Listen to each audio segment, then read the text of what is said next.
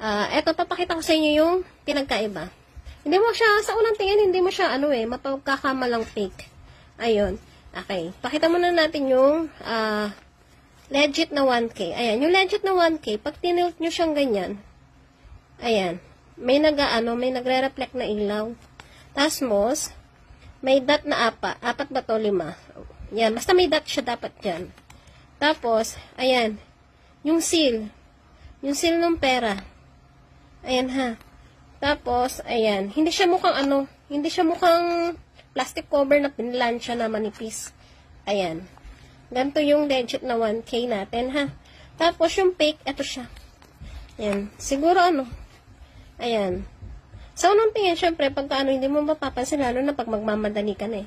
Pero pag tinitigan mo siya, para siyang plastic cover na pinlansya na pinatungan ng, ayan kitang-kita naman, diba?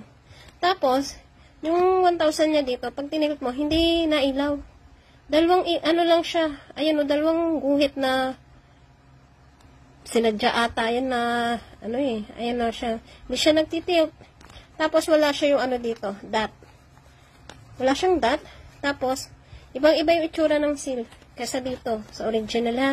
Ayan, baka po may magbayad sa inyo. Tingnan nyo to, Tingnan nyo pinagkaiba. Ayan. Baka po may magbayad sa inyo, konting aware lang po ha. Sayang din kasi ang pera pag naloko tayo ng mga manloloko. Ayan. Tingnan nyo, para lang siyang plastic cover. Unang tingin, hindi mo mapagkakamalan, lalo na pag nagmamadali ka din. Diba, syempre. Ayan.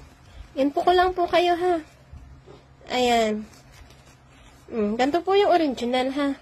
Tapos yung fake. Ayan. Tingnan nyo yung fake. Ayan siya. Ayan.